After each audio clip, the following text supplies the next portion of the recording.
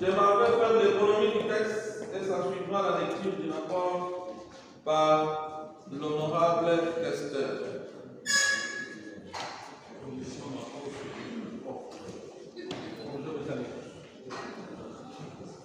Honorables membres du bureau, honorables députés et distingués collègues,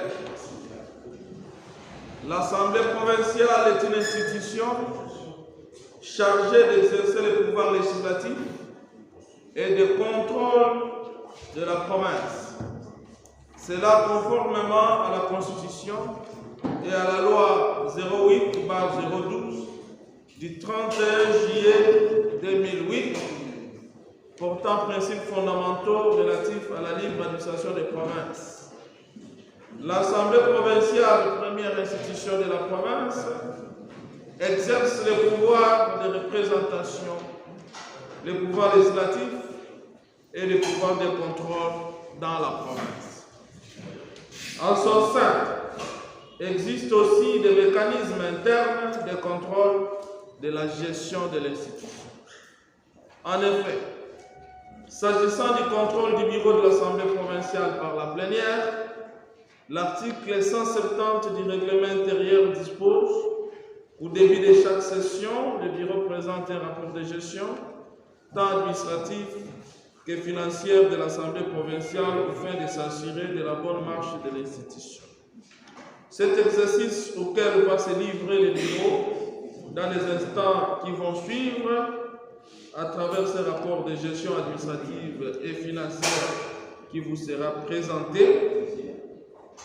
Et ce rapport est focalisé sur la gestion des ressources humaines, à savoir les personnels tant administratifs que politiques, les personnels des gardes dont dispose l'Assemblée provinciale, et le rapport va présenter aussi les patrimoines mobiliers et immobiliers dont dispose l'institution à ce jour et va aborder enfin la question des finances gérées par notre institution de mai à septembre 2022. Une conclusion va sanctionner les 10 rapports. J'invite l'honorable questeur à donner lecture à la plénière du rapport dont question plus haut. Honorable Président, merci de la parole m'accordée.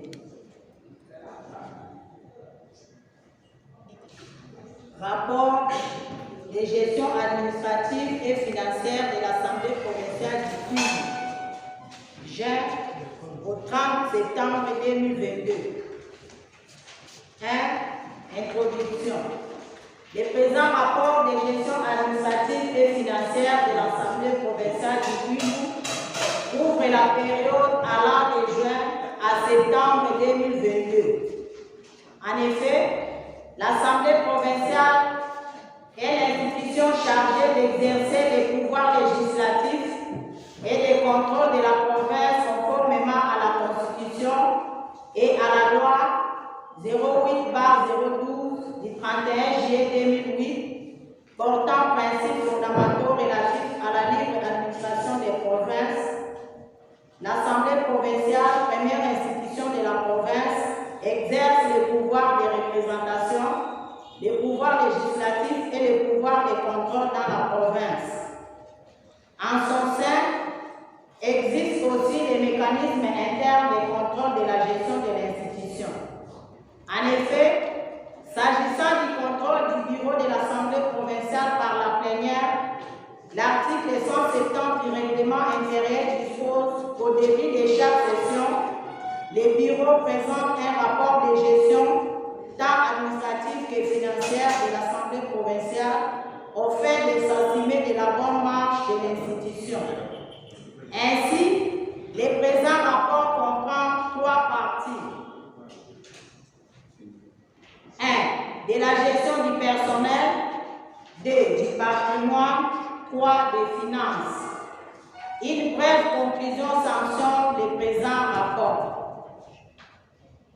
Grand 2, rapport proprement dit. 1. De la gestion des ressources humaines.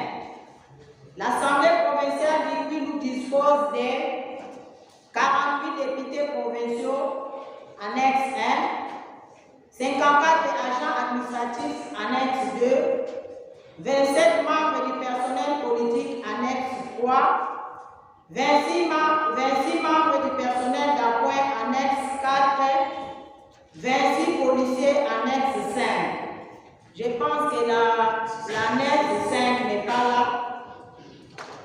Nous allons vous donner séance en cours. C'est déjà ajouté. Point 2 du patrimoine. Les patrimoines de l'Assemblée provinciale du Puy nous comprend les matériels roulants, les biens immobiliers ou bâtiments, les mobiliers, les équipements informatiques et autres appareils. Les détails de tous ces biens meubles et immeubles sont présentés dans l'annexe 6. Point 3 des finances. S'agissant des finances, les présents rapports prennent en compte la gestion de la dotation du gouvernement central des mois mai 2022, novembre 2020, juin 2022, juillet 2022, août 2022, septembre 2022, de la dotation provinciale ainsi que les recettes des épreuves de Ténasos, de la dissertation et de la session ordinaire de l'examen d'État édition 2022. Les 4 tableaux respectivement sur la dotation du gouvernement central annexe 7 et son tableau récapitulatif annexe 8, celle sur la dotation du gouvernement provincial annexe 9 et son tableau récapitulatif annexe 10 présente l'ensemble du rapport sur les finances de l'Assemblée provinciale durant la période considérée. L'ARE couvre un seul mois, novembre 2020. Grand 3, conclusion. Malgré les retards de paie des émoluments signalés si haut, non liquidés par le gouvernement central, la paie tend à redevenir régulière. Les bureaux attendent multiplier les efforts auprès du pouvoir central pour le réajustement de la dotation en faveur de l'Assemblée provinciale du Puy. Honorables présidents, honorables membres du bureau, estimés collègues, vous allez remarquer que l'annexe 5 concerne la liste des personnels de garde que nous ajoutons séance tenante. Les patrimoines de l'Assemblée est annexe 6 et vous pouvez corriger la numérotation des annexes que je vous épargne leur lecture. Tels honorables députés et distingués collègues, la quintessence du rapport de gestion de l'Assemblée provinciale du juin 2022 au 30 septembre 2022 que le bureau vous invite à adopter à l'unanimité. Ainsi fait à Bandundu le 27 décembre 2022, questeur de l'Assemblée honorable de Congo-Longucation au Caroline, député provincial, vit et approuvé le président de l'Assemblée provinciale, honorable Makongo Kamanti Marcel, député provincial, j'ai dit. Chacun de nous peut le lire.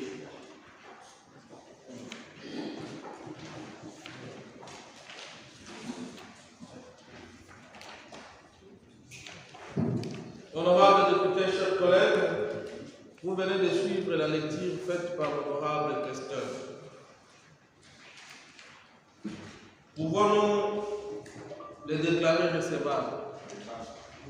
Si les manifestés qui sont pour, qui sont contre, qui s'abstiennent, le rapport de gestion de l'Assemblée provinciale du Puy est déclaré recevable.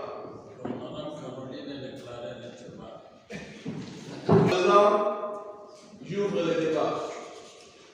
Et ceux qui veulent intervenir puissent se faire enregistrer. La liste des interventions.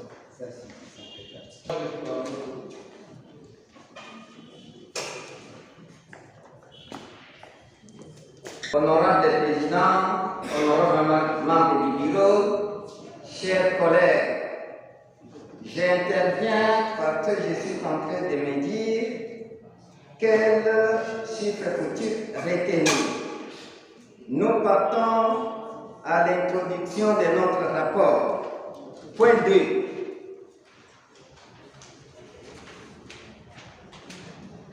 Là, on nous renseigne, c'est 54 agents administratifs. Nous partons annexe 2. Personnel administratif. On nous renseigne 55.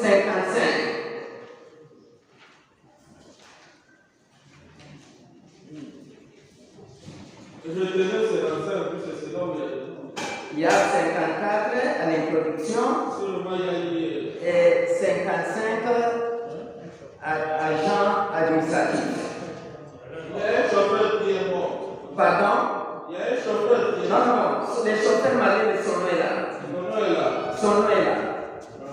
Donc il y a eu le 55. Alors, honorable président, la deuxième préoccupation, avant que je vais parler de personnel politique, lors des démembrements, on nous a légué 53 agents administratifs. Aujourd'hui, une innovation que nous allons applaudir tous pour résoudre les chômages. Ça, en tout cas, je suis fier. Mais il n'y a pas un soubassement, parce que depuis ce temps-là, c'était 53, et à cette époque-là, la machine était bloquée à quel niveau? Et aujourd'hui, curieusement, ces murs-là est écoulé. On va de 53 à 55. Et si les murs est écoulé, pourquoi pas aller jusqu'à 60 pour résoudre le chômage? Honorable Président, je vais encore annexe 3, liste des agents politiques.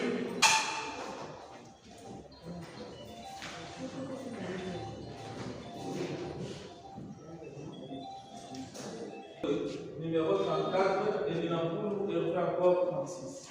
Vous voyez, vous allez voir qu'il y a des gens de développement. Non, bon, ça va. Mais les chiffres, c'est 53. Il n'y a pas de. Non, honorable, moi j'étais ici depuis 2006, je n'avais pas de foi.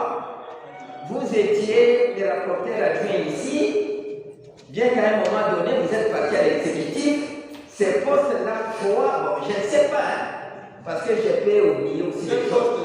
Les postes que j'ai dit ici, personnel administratif. Il y a un agent qui s'occupe des fois. Nous sommes où, je ne sais pas. Mais j'ai applaudi parce que c'est une innovation, on va résoudre le chômage.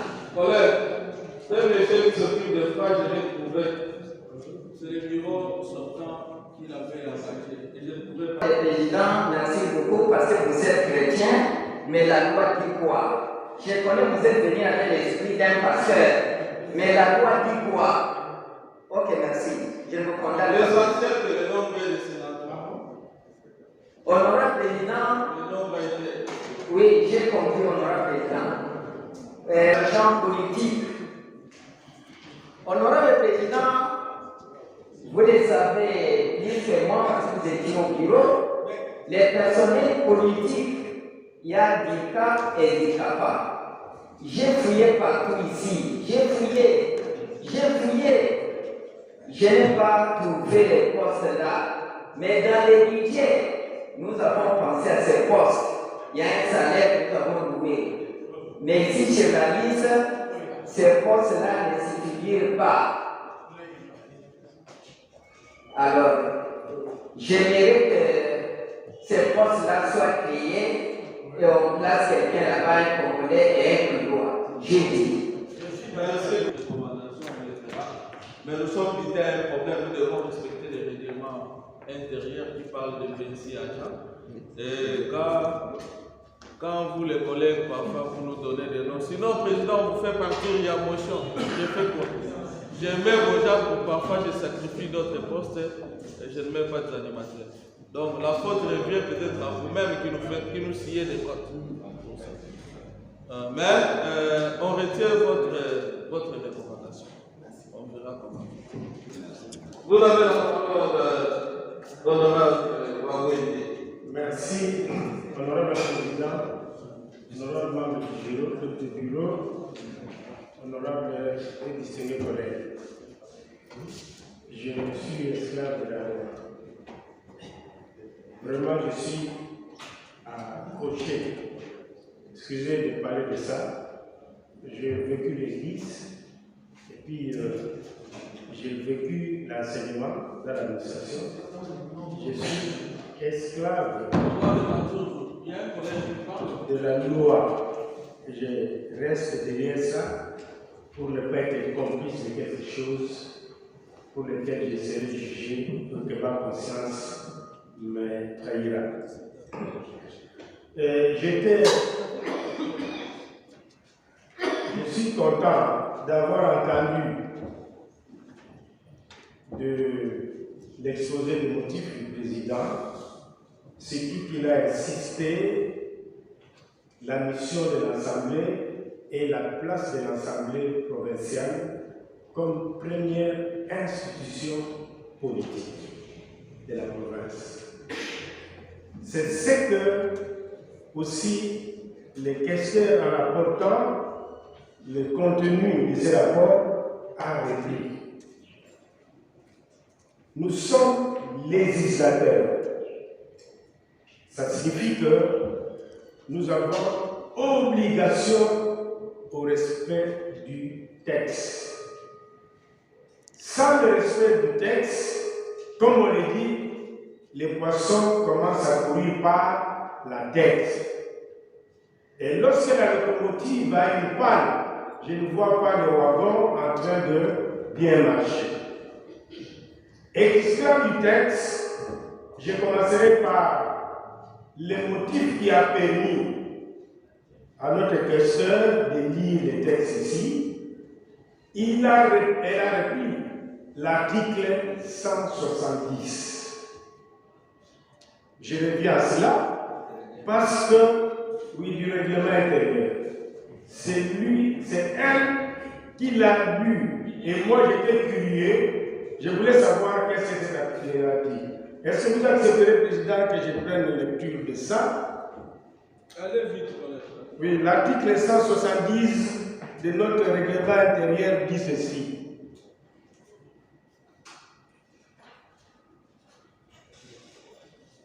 Au début de chaque section, le bureau présente un rapport de gestion administrative et financière à l'Assemblée plénière, au fin de s'assurer de la bonne marche de l'institution. Ce rapport peut donner lieu à la constitution d'une commission de contrôle. Ce contrôle est assuré par une commission ad hoc composée de 5 députés et 2 administratifs, tous désignés par la plénière. Ce contrôle peut être effectué à tout moment que le besoin se présente. Je ne sais pas, c'est ça qu'elle a lu. Alors la première question que je me pose, nous sommes au début de la session, je suppose.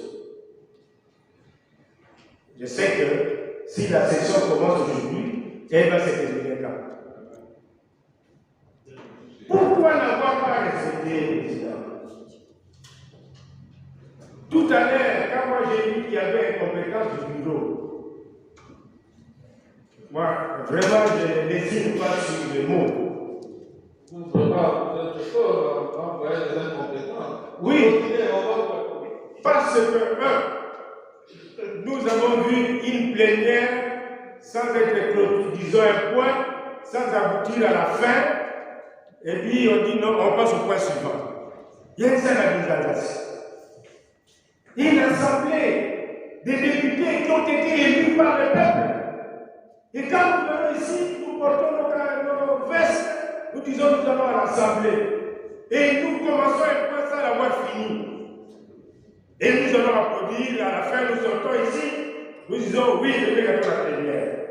Enfin, je retourne président pour dire que c'est une violation grave de notre règlement intérieur. Par le fait que... Ah oui, moi-même aussi je suis... Parler à une voix souvent. Président, je suis un peu estomaqué parce que je vois des choses comme ça passer et nous, députés, nous sommes prêts. Vous avez vu, Président, quand vous avez demandé l'adoption, j'ai répondu contre, à cause de ça.